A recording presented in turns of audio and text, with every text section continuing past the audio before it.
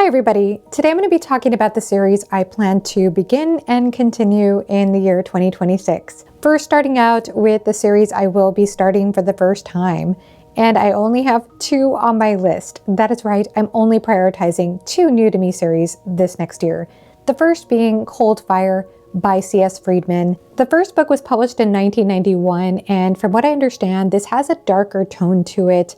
I don't know much more about it than that. I'll go ahead and read a little bit of a blurb. On the distant world of Verna, 4 people, priest, adept, sorcerer, and apprentice, are drawn together to battle the forces of evil, led by the demonic Fae, a soul-destroying force that preys on the human mind. I am excited to get to it because I have been curious for some time, and I will be buddy reading this with Tori from Tori Talks and John from Talking Story. So I'll be discussing this with them. I think we're starting in February, and I will keep you posted about those discussions. The next and only other new to me series I'm going to be starting in 2026 is The Mordants Need duology by Stephen Donaldson. And so this begins with this huge tome here, The Mirror of Her Dreams. And from what I gather, reading the synopsis, is that there's this young girl who is living in a New York apartment, and she is feeling unfulfilled in life when one day a man comes through her mirror. And I don't know much more about this book aside from the fact that my friend Nico from Nico's Book Reviews really sold it to me. I mean, he sold it as in he made me so excited to get to it when he talked about it to me on his live show, which I'll link below. This is Mordant's Need. It's a duology. It's also a portal fantasy, but it's dealing with this female character, and like the basis is she surrounds herself with mirrors to try to remind herself that she exists because of her childhood. She just kind of feels like she doesn't really know. And then she ends up in a portal fantasy world where people are trying to convince her that she's not real and that she was just a creation of the mirror. And that's almost a relief that she can just not have to exist because that's her life. And it's so good. When he talked about this duology, and I right away thought, okay, that's it. This is going to be my entryway into Donaldson's work, because I have wanted to get to Stephen Donaldson for a while. I even met Stephen Donaldson in person a few years ago at the ICFA conference, and I was embarrassed back then that I hadn't read any of his books, but I've heard such great praise from other friends here on BookTube, not only Nico, but my friend Jake from Nerd Level Rising, and Jared from The Fantasy Thinker. So much praise for this author, and I think this is going to be the perfect entry point for me because I'm not quite there yet where I want to commit to a long series, and The Chronicles of Thomas Covenant, it just seems like a bit more of a commitment than what I'm wanting to do right now, given all the other series I'm going to be talking about in this video. But I am excited about this duology, and I do have this hardcover edition of the first book. It is quite the tome. Nico also let me know that the audiobook is excellent for this duology, so I might be doubling up with the audiobook when it comes to this. Now on to series I will continue in 2026, and the first priority is the Tawny Man trilogy by Robin Hobb. And so this begins with Fool's Errand. I recently read that book. I did a whole spoiler-filled vlog about it, and I'm eager to continue. And I do plan to do spoiler-filled vlogs of this book, The Golden Fool, which is the next one, and the last book, which is Fool's Fate. I had to look up at my shelf. I've heard very good things about the Tawny Man in general. That is all I'm going to prioritize as far as the Realm of the Elderlings. Of course, this is the 3rd trilogy in the larger Realm of the Elderlings, but if space allows, who knows, maybe I'll continue on to the Rainwild Chronicles later this year, or later in 2026, I should say. Next series I will be prioritizing is Book of the New Sun by Gene Wolfe, and I am almost finished with this 4-book series, though there is Earth of the New Sun, which I will be reading after finishing up Book of the New Sun. I've been doing a close buddy read with my friend Jake from Nerd Level Rising, and so we're going to be beginning book 4, which is The Citadel of the Autarch, pretty soon, but we're waiting because Jake has been so super busy lately. So we're going to be doing a close reading of that. We read 1 to 2 chapters a day and then talk about it, but I'm very much looking forward to that, and then getting to Earth of the New Sun to complete that arc. Of course, I know there are other books, I think, in this universe, but those are the ones I am prioritizing, and I'm very much excited to get to it because I absolutely loved The Sword of the Lictor, book 3 in this series, and I love Wolfe's prose. quite atmospheric and dark and gloomy. And so this is a definite priority for me going into 2026. Now to talk about some other ongoing series. And these are series that have been pushed back in my reading plans a little bit due to either buddy read, time schedule conflicts, or other things I've been prioritizing, but I'm still reading these series. I'm not holding myself accountable to finishing them in 2026, but they are still on my list. And the first being The Wars of Light and Shadow by Jenny Wirtz. This is an 11-book epic fantasy series. When we are in book 1, we're following 2 half-brothers, one with the gift of light, one with the gift of shadow, and this curse that has pervaded the land. And the series goes in some really interesting directions. The prose is lush, rich, descriptive, and quite ethereal and gorgeous. Now, I've been in a read-along of this series with AP from A Critical Dragon and Philip Chase, and we have read up to 7 books so far. At least Philip and I have read 7 books in the series so far, and eventually we'll have a discussion about that book, Trader's Knot. But I know AP has had to take some time to do some life stuff, and we're totally respecting his timeline here. So it will happen eventually. We'll be continuing with those discussions and with those books. But I just want to let you all know I have not DNF'd this series. I do plan to continue the series. The cover art, by the way, is Jenny Wirtz's own cover art, which is amazing.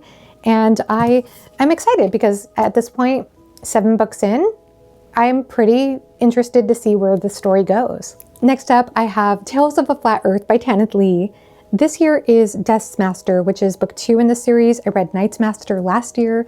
This is a series with an omniscient narrator. The characters are not the most fleshed out. They are not the most three-dimensional. They don't have in-depth psychological profiles. But that said, they still have personality. They still play an important role in the story. And this is a world with gods and mortals. The world building is epic. It is quite mythic.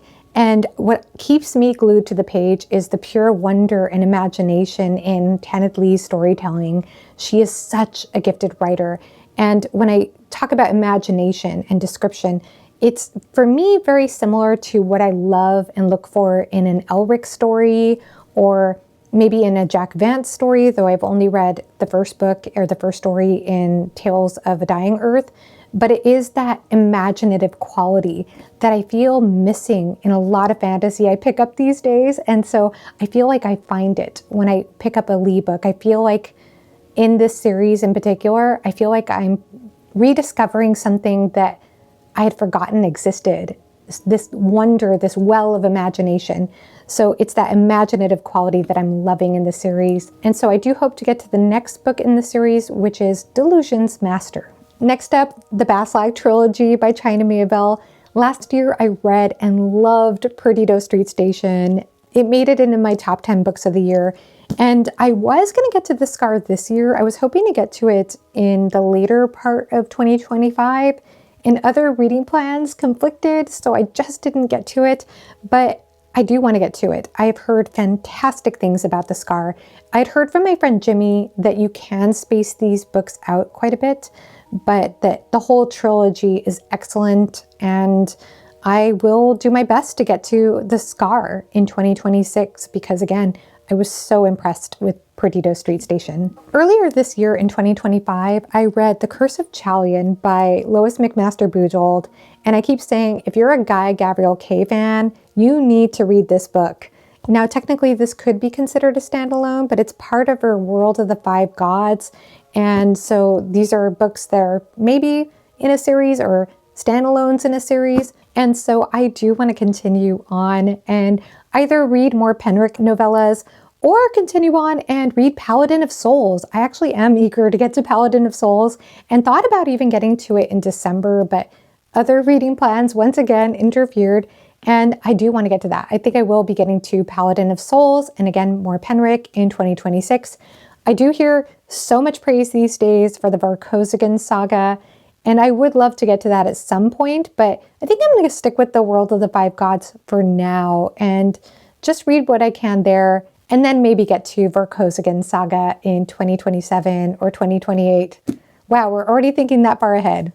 The Exogenesis series by Octavia Butler begins with the book Dawn. I enjoyed this quite a bit, and I've been eager to get to the second book, Adulthood Rights. I put it off, and I will try to get to it next year. I understand it follows a completely different character, so you can space these books out quite a bit, but I am eager to continue, and I feel like I should go ahead and continue and finish Exogenesis before starting Parable of the Sower, which I still haven't read. I've read Kindred by Octavia Butler, and I love that book, but I've not read any of her other books aside from Dawn. So I want to continue with the Exogenesis, then maybe get to Parable of the Sower, like I said, and then some of her other books as well. Last up, we have a palate cleanser series, which is The Chronicles of Prydain by Lloyd Alexander. I've read 3 books in this series so far, mostly on audio. So this last year I read The Castle of Lear, which is book 3.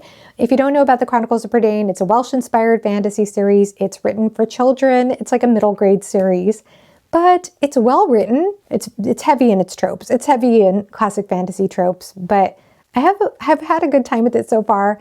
And The Black Cauldron is book 2. This is the one that Disney made a movie out of. I've enjoyed this book the most so far, but I read The Castle of Lear this last year, so I'm eager to get to Taran the Wanderer, which everybody has told me is much, much better than The Castle of Lear.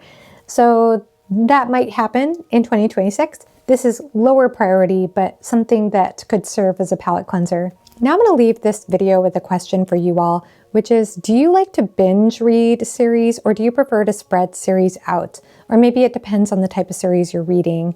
I wonder because I just read this article recently that talked about the benefits of binge reading. It actually had to do with binge watching episodes if you binge watch like a Netflix series, but the benefits, they say, also apply to binge reading.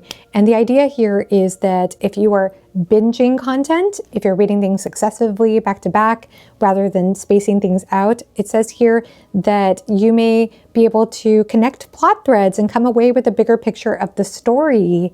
And it says that this is especially true for longer series with lots of different plot lines and characters to follow. And that this also suggests that people are more likely to think about the stories they've finished than people who consume their stories more slowly. I think that's so interesting because, of course, I'm a very slow reader in general, and I do think taking your time with the book makes it a much more meaningful experience. But I also think that there's something to be said when it comes to series about reading books within a closer succession rather than spreading them out completely. But then again, I think it depends on the series and it depends on the person too. So I think it's an interesting question to explore. I'm not necessarily of the opinion that there's one right answer when it comes to that. But I know when it comes to trilogies, I find I have the best experience when I read them within closer succession than when I spread them out. That might be true with series in general, but I can also see the side of that leading to burnout if you're consecutively reading an epic fantasy series, for example. I would love to hear your thoughts in the comment section below, and I'd love to hear your thoughts on any of the series I talked about in this video. Please let me know and have a great rest of your day. Bye-bye.